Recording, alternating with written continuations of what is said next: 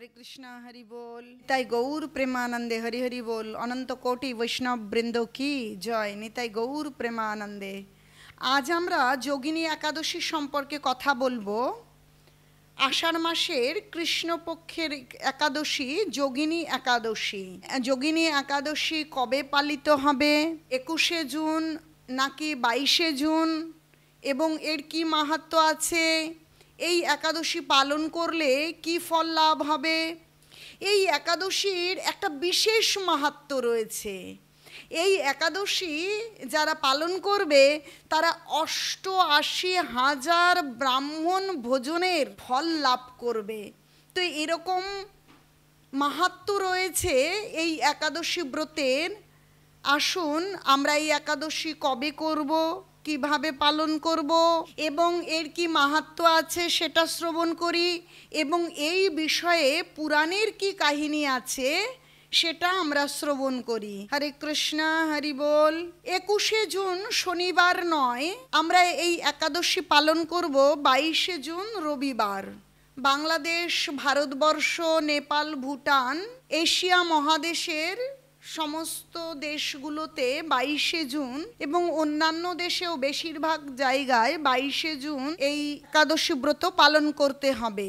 আষাঢ়ের কৃষ্ণপক্ষের একাদশী, এই একাদশীর নাম হচ্ছে যোগিনী একাদশী। তো এই যোগিনী একাদশী নাম শুনলেই মনে হচ্ছে যে আমাদেরকে এই যোগিনী একাদশী যোগ করে দিতে পারেন ভগবানের সঙ্গে এবং ভগবানের ভক্তির সঙ্গে। আমাদের জীবনের শ্রেষ্ঠ সার্থকতা যদি আমাদের জীবন জীবিকা সমস্ত কিছুর সঙ্গে ভক্তি ভগবানের সঙ্গে যুক্ত হতে পারি।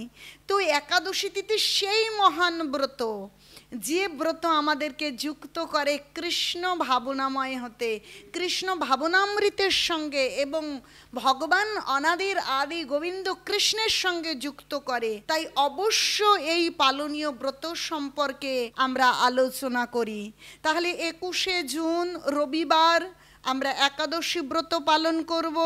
একাদশী ব্রত পালনের আগের দিন সংকল্প করব, ভগবানের কাছে প্রার্থনা করে যে আগামী দিন যাতে আমরা সুন্দর করে একাদশী তিথি পালন করতে পারি। হে অনাদির আদি গোবিন্দ কৃষ্ণ, তুমি আমাকে কৃপা করো যেন আমি এই ব্রত পালন করতে পারি। এইভাবে সমর্পিত হয়ে প্রার্থনা করুন।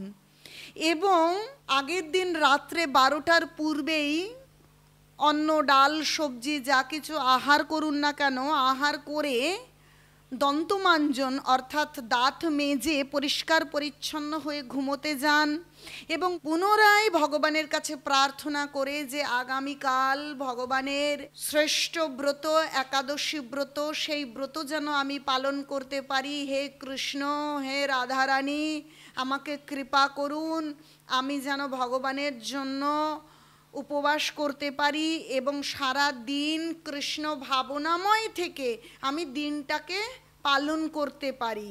এইভাবে পরের দিন ভোরবেলা উঠুন, মঙ্গল আরতি, ব্রহ্ম মুহূর্তে স্নান করে মঙ্গল আরতি করে ভগবানের নাম জপ, তুলসী আরতি কীর্তন করে সারাদিন শাস্ত্র অধ্যয়ন, হরিনাম জপ বেশি বেশি করে, যারা একদমই হরিনাম করেন না ওই দিন অবশ্যই হরিনাম করুন। আর যারা ১৬ মালা জপ করেন, যারা ২ মালা করেন তারা ৮ মালা করুন, বা পারলে ১৬ মালা করুন। আর যারা ১৬ মালা করছেন অন্তত পক্ষে ২৫ মালা, কিন্তু তার থেকেও বেশি ৬৪ মালা ১০০ মালা হলে অনেক ভালো হয়। যে যত করতে পারে ততই ভালো, কারণ সেই দিন আসলে উপবাস মানে ভগবানের নিকটে বাস। ভগবানের নিকটে বাস, কৃষ্ণ আর নাম অভিন্ন। তাই যত আমরা নাম করতে পারবো তত ভগবানের নিকটে বাস করতে পারবো। এইভাবে পঞ্চশস্য বর্জন করে যারা নির্জলা পারবে নির্জলা, আর যদি নির্জলা না পারে ফল খেয়ে জল খেয়ে করবেন। আলু, কাঁচকলা, পেঁপে, কুমড়ো, চিনে বাদাম এসব দিয়ে সূর্যমুখী এবং বিশুদ্ধ ঘি, সূর্যমুখী তেল এবং বিশুদ্ধ ঘি দিয়ে রান্না করবেন। না হলে একাদশী ব্রত নষ্ট হবে। তবে তেল না খাওয়াই ভালো।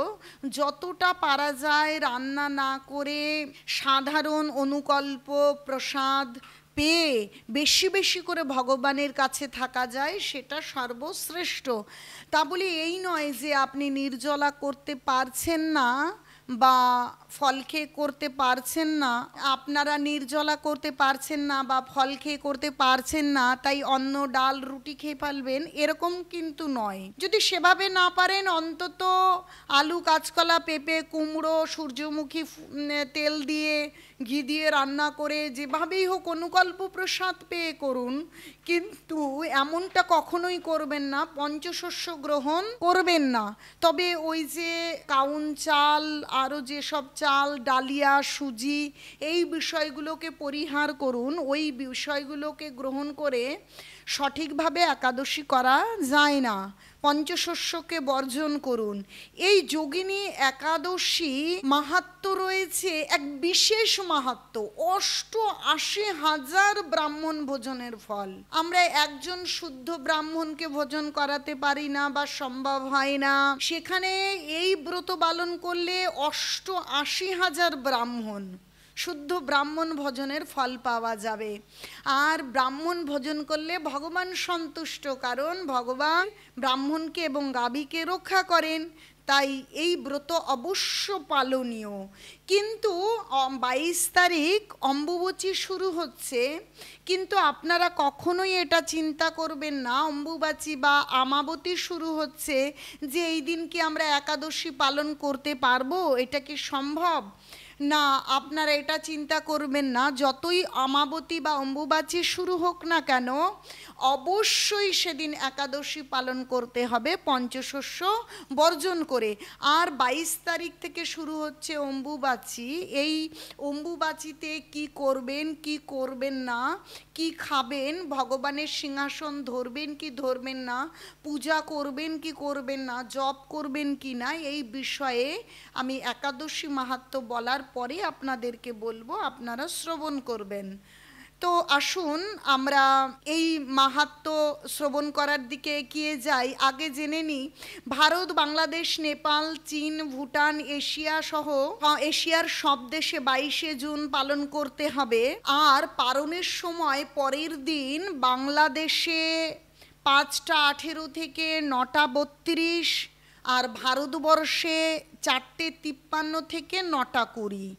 কিন্তু আপনাদের আজকে একটা বিশেষ কথা বলবো, সেটা হচ্ছে দেখুন ৫টা ১৮, ৪টে ৫৩ থেকে ৯টা ২০, ৯টা ৩২, এই যে টাইমটা এক্স্যাক্ট যখন পালনের টাইমটা শেষ হচ্ছে সেই সময়টাকে না ধরে, বা যে সময়টা শুরু হচ্ছে সেই সময়টাকে না ধরে আমরা মধ্যবর্তী সময়টা যদি নির্বাচন করি তাহলে সব থেকে ভালো হয়, অতি উত্তম হয়। তাই দেখুন মোটামুটি ৫টা থেকে ৯:৩০ পর্যন্ত বা ৯টা ২০ যদি হয়, তাহলে আমরা ৭টা থেকে ৮:৩০ বা ৯টা, এই যে মধ্যবর্তী সময়টা যদি পালন করে নিই, কিন্তু পালন করতে গিয়ে আপনারা অবশ্যই স্নান করে ভগবানের অর্চন করে ভগবানকে ভোগ লাগিয়ে ভগবানের নিবেদিত পঞ্চশস্য গ্রহণ করে আপনারা পালন করুন। হরে কৃষ্ণ, হরি বল। আসুন আমরা এই মাহাত্ম্য এবং পৌরাণিক কাহিনী কি আছে সেটা শ্রবণ করি। ব্রহ্মবৈবর্ত পুরাণে আষাঢ় মাসের কৃষ্ণপক্ষের একাদশী ব্রত মাহাত্ম্য যুধিষ্ঠির শ্রীকৃষ্ণ সংবাদরূপে বর্ণিত আছে। ব্রহ্মবৈবর্ত পুরাণে যুধিষ্ঠির বললেন, হে বাসুদেব, আষাঢ় মাসের কৃষ্ণপক্ষিয়া একাদশী মাহাত্ম্য কৃপাপূর্বক আমাকে বলুন। শ্রীকৃষ্ণ বললেন, হে মহারাজ, সকল পাপ বিনাশিনী ও মুক্তিপ্রদ এই উত্তম ব্রতের কথা বলছি, আপনি শ্রবণ করুন। আষাঢ় মাসের কৃষ্ণপক্ষিয়া একাদশী যোগিনী একাদশী নামে খ্যাত। মহাপাপ নাশকারী এই তিথি ভবসাগরে পতিত মানুষের উদ্ধার লাভের একমাত্র নৌকা স্বরূপ। ব্রত পালনকারীদের পক্ষে এটি সর্বশ্রেষ্ঠ ব্রত বলে প্রসিদ্ধ। এই প্রসঙ্গে আপনাকে একটি পবিত্র পৌরাণিক কাহিনী বলছি।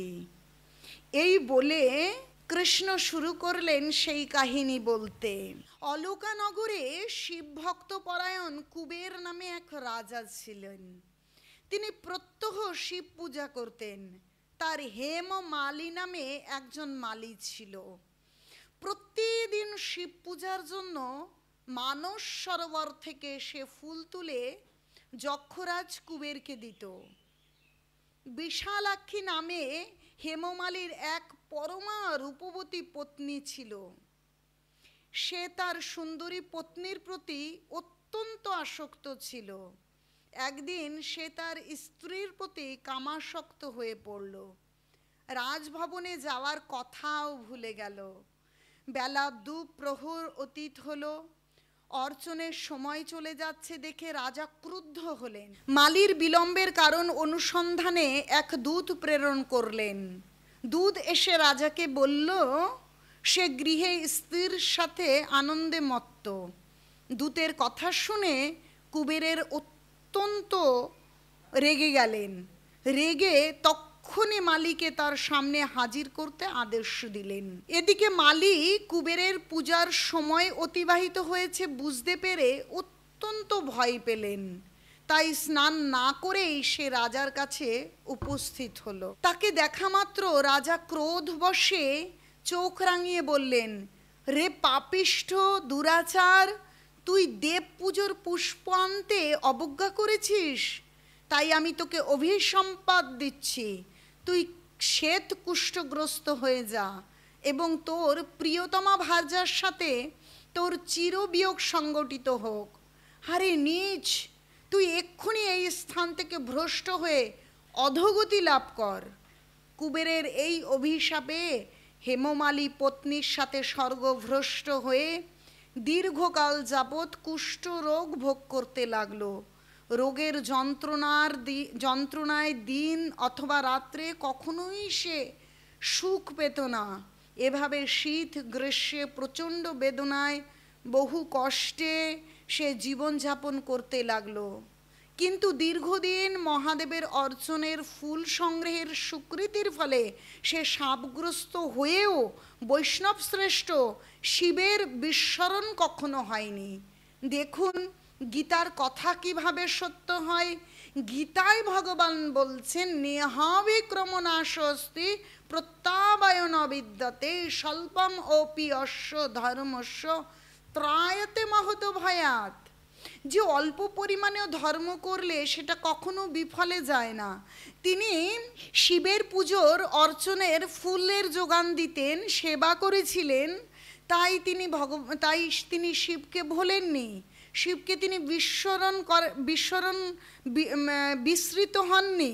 একদিন হেমামালী ভ্রমণ করতে করতে হিমালয়ে শ্রী মার্কণ্ডেয় ঋষির আশ্রমে উপস্থিত হলো। কুষ্ঠরোগ পীড়িত সপত্নী হেমামালীকে দর্শন করে শ্রী মার্কণ্ডেয় তাকে জিজ্ঞাসা করলেন, তুমি কার অভিশাপে এই রকম নিন্দনীয় শ্বেতকুষ্ঠগ্রস্ত হয়েছ? সে উত্তর দিল, হে মুনিবর, রাজা ধনকুবেরের আমি ভৃত্য ছিলাম। আমার নাম হেমমালী। আমি প্রত্যহ মানস সরোবর থেকে ফুল তুলে শিব পূজার জন্য রাজাকে দিতাম। কিন্তু দুর্ভাগ্যক্রমে একদিন স্ত্রীর মনোরঞ্জন হেতু কামাসক্ত হওয়ায় সেই ফুল দিতে বিলম্ব হয়। রাজার অভিশাপে এই রকম দুর্দশাগ্রস্ত হয়েছি। পরোপকারী সাধুগণের স্বাভাবিক কর্ম। হে ঋষি শ্রেষ্ঠ, আমি অত্যন্ত অপরাধী, কৃপা করে আমার প্রতি প্রসন্ন হন। তখন দয়ার্দ চিত্র মার্কণ্ডেয় মুনি বললেন, হে মালী, তোমার মঙ্গলের জন্য শুভ ফল প্রদানকারী এক ব্রতের উপদেশ করছি। তুমি আষাঢ় মাসের কৃষ্ণপক্ষের যোগিনী নামক একাদশী ব্রত পালন করো। এই ব্রতের পূর্ণ প্রভাবে তুমি অবশ্যই কুষ্ঠব্যাধি থেকে মুক্ত হবে। শ্রীকৃষ্ণ বললেন। ঋষির উপদেশ শ্রবণ করে হেমমালী তাকে প্রণাম জানালো। পরে অত্যন্ত আনন্দে ঋষির আদেশ মতো নিষ্ঠার সঙ্গে যোগিনী একাদশী ব্রত পালন করল। এইভাবে হেমমালী সমস্ত রোগ থেকে মুক্ত হলো। ও পত্নী সহ সুখে জীবনযাপন করতে লাগলো। হে মহারাজ যুধিষ্ঠির, আমি আপনার কাছে এই ব্রত উপবাসের মহিমা কীর্তন করলাম। এই ব্রত পালনে ৮৮,০০০ ব্রাহ্মণকে ভোজন করানোর ফল লাভ হয়। যে ব্যক্তি এই মহাপাপ বিনাশকারী ও পুণ্যফল প্রদায়ী যোগিনী একাদশী কথা পাঠ এবং শ্রবণ করে, সে অচিরেই সর্বপাপ থেকে মুক্ত হয়। তাহলে দেখুন, পুরাণে এই একাদশীর কত সুন্দর মাহাত্ম্য বর্ণিত হয়েছে। তো হেমমালি তো শুধুমাত্র শ্বেতকুষ্ঠ রোগে আক্রান্ত হয়েছিল। আমরা কলিযুগে শুধু শ্বেতকুষ্ঠ এরকম নয়, বিভিন্ন মারাত্মক দুরারোগ্য ব্যাধিতে উপদ্রুত হচ্ছি বা আক্রান্ত হচ্ছি। আমরা বুঝতে পারছি না যে এর কারণটা কোথায় লুকিয়ে আছে। যেমন জ্বর হলে জ্বরের ওষুধ খাই, কিন্তু জ্বর সারে না, অনেক ক্ষেত্রে পুনরায় আবার ফিরে ফিরে জ্বরটা আসে। অ্যান্টিবায়োটিক খাই, কিন্তু তাতেও যখন না সারে রক্ত পরীক্ষা করে নির্বাচন করতে হয় আসলে জ্বরের কারণটা কোথায় রয়েছে। আসলে আমাদের এই কলিযুগে নানা রোগে আক্রান্ত হওয়া, নানাভাবে দুঃখ কষ্ট পাওয়ার কারণটা লুকিয়ে আছে। আমরা কৃষ্ণ ভক্তি বহির্ভূত হয়ে আমরা সুখী হতে চেষ্টা করছি এবং বিভিন্ন রোগের দ্বারা আক্রান্ত হচ্ছি। তাই শুধুমাত্র যোগিনী একাদশী নয়, আমাদের কর্তব্য ১২ মাসে ২৪টা একাদশী আমাদেরকে সঠিকভাবে পালন করা। এই দুঃখ যে ত্রিতাপ ক্লেশে আমরা ভুগছি, সেই জায়গা থেকে আমাদেরকে জয়ী হতে হবে, মুক্ত হতে হবে। সেই জন্য সমস্ত একাদশীগুলো আমাদেরকে ভালো করে পালন করতে হবে এবং কৃষ্ণ ভাবনাময় হয়ে কৃষ্ণ ভক্তি যাজন করতে হবে। শুধু ওপরে ওপরে লোক দেখানো ভক্তি নয়, আন্তরিকভাবে। সেটা যে ধরেই আমরা প্রথমেই করতে পারবো তা নয়। যখন আমরা কৃষ্ণ ভক্তি করতে শুরু করব, নানা প্রতিকূলতা, যেমন একটা ছোট্ট বাচ্চা যখন প্রথম হাঁটতে শেখে অনেক হোঁচট খায়, কিন্তু তা বলে কি সে হাঁটতে পারবার প্রয়াস থেকে নিজেকে সরিয়ে রাখে? নিশ্চয়ই তা নয়। তেমনি আমরা ভক্তি জীবনে প্রবেশ করতে গিয়ে অনেক বাধা, একটা কঠিন, কারণ প্রথমে তো মধুর লাগবে না। নিম পাতা যেমন তিতো লাগে তেমনি তিতো লাগবে, কিন্তু নিম পাতা পাওয়ার পর আমাদের জিহ্বায় স্বাদ চলে আসে। তাই জীবনের প্রকৃত আস্বাদন পেতে চাইলে আমাদেরকে ভক্তি জীবন পালন করতে হবে, ভক্তি যাজন করতে হবে। আর সেই ভক্তি যাজন করতে গেলে প্রথম সিঁড়ি হচ্ছে একাদশী ব্রত পালন করা। তাই যত প্রতিকূলতা আসুক, আপনারা একাদশী তিথি পালন করুন, ভগবানের নাম জপ করুন। যতই বাধা আসুক, পিছলে পড়ুন না কেন, তবু দৃঢ়তার সঙ্গে, যে যতই কলুষতা আসুক, যতই পিছলে পড়ি, তবুও আমাদেরকে ভগবানের নাম করতে হবে।